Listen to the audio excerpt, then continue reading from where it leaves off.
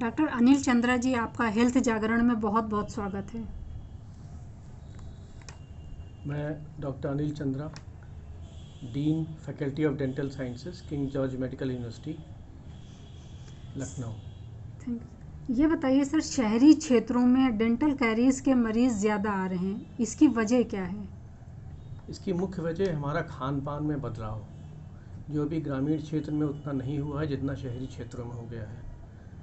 शहरी क्षेत्रों में हमारी जो डाइट होती है उसमें सामान्यतः ऐसे खाद्य पदार्थ होते हैं जो दांतों में चिपक जाते हैं, जिसकी वजह से दांतों में कीड़ा लगने की संभावना बढ़ जाती है। और ज़्यादातर जो खाद्य पदार्थ होते हैं वो कार्बोहाइड्रेट बेस्ड होते हैं, रिफाइंड शुगर जिसमें होती है, जैसे cake, pastry, pizza, burger, bread, buns. तो हमारी जो डाइट है वो इतनी ज़्यादा बदल चुकी है शहरी क्षेत्रों में कि उसकी वजह से कीड़ा लगने की संभावना है। और ज़्यादातर केसेस कीड़ा लगने के जो होते हैं, जैसे या दांतों की अन्य समस्याएं, शहरी क्षेत्रों में ग्रामीण क्षेत्रों के अपेक्षा 2 से 3 गुना ज़्यादा है। ये बताइए डॉक्टर साहब, जैसे कुछ लोग दातून करते हैं, कुछ लोग पेस्ट करते हैं, तो उसका कोई वैज्ञानिक अंतर है? एक सामान्य टूथपेस्ट का काम होता है झाग पैदा करना, और इस झाग से सफाई होती है।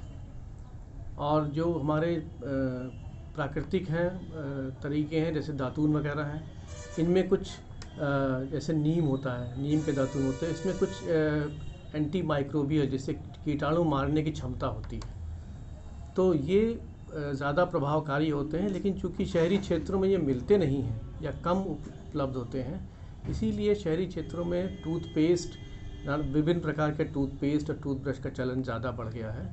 टूथब्रश और टूथपेस्ट एक कारगर तरीका है मुंह को साफ़ रखने का, बशर्ते सही तरीके से उसको यूज़ किया जाए। ये बताइए डॉक्टर साहब, आजकल देखा जाता है कि शहरी क्षेत्रों में लोगों के दांतों में पानी लगने की बहुत समस्या हो रही है, तो उसकी क्या वजह है? इसकी मुख्य वजह यह है कि हम जो टूथपेस्ट यूज़ कर रहे हैं या हम जो टूथब्रश यूज़ कर रहे हैं उसका सही तरीके से इस्तेमाल नहीं कर रहे हैं।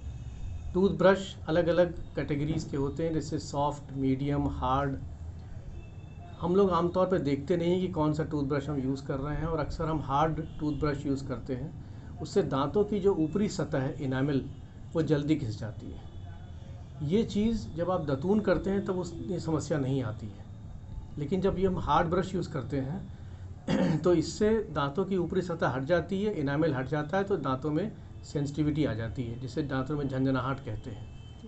तो इस कारण से शहरी क्षेत्रों में हालांकि जागरूकता है, फिर भी हम अभी भी सही ब्रशिंग टेक्निक का इस्तेमाल नहीं कर पा रहे हैं। तो आवश्यकता इस बात की है कि हम हर स्तर पे इस बात का स्कूल, खासकर स्कूल जो बच्चे जा रहे हैं, छोटे बच्चे, उनको जागरूक करें कि ब्रश करने का सही तरीका क्या है, ब्रश कब करना चाहिए, खाने के कितने घंटे के बाद करना चाहिए, कुल्ला कब करना चाहिए। इन सब बातों की जानकारी अगर हम स्कूली उसमें दें, प्रक्षेप में, तो ये ज़्यादा कारगर साबित होगा।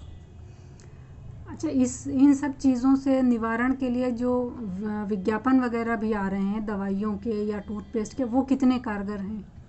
कुछ हद तक कार्य करते हैं लेकिन हाँ, उनका भी लगातार उपयोग करना ये एडवाइजेबल नहीं है। इसको हम नहीं रिकमेंड करते हैं कि आप कई महीनों तक आप वो टूथपेस्ट यूज़ करते रहें, जो कि जिसमें क्लेम करते हैं कि दांतों की झंझनाहट ठीक हो जाती है। अगर आपके दांतों में ठंडा या गर्म लग रहा है तो आपको समय समय पर अपने दांतों का परीक्षण कराते रहना चाहिए, क्योंकि ऐसी भी विधियाँ अवेलेबल हैं, ऐसे भी ट्रीटमेंट अवेलेबल हैं जिससे कि आपको बिना नुकसान पहुँचाए इन चीज़ों से निजात पाई जा सकती है। डॉक्टर साहब, दांत के रोगियों के लिए कोई सलाह देना चाहेंगे? दांत के रोगियों, जिसको दांत संबंधी समस्याएं ज़्यादा हैं, हर 6 महीने में किसी भी कुशल दंत चिकित्सक से दांतों का परीक्षण कराना बहुत ज़रूरी है, जिससे कि समस्या का निदान मूल स्तर पर ही किया जा सके। डॉक्टर साहब, हेल्थ जागरण से बात करने के लिए बहुत बहुत शुक्रिया। धन्यवाद।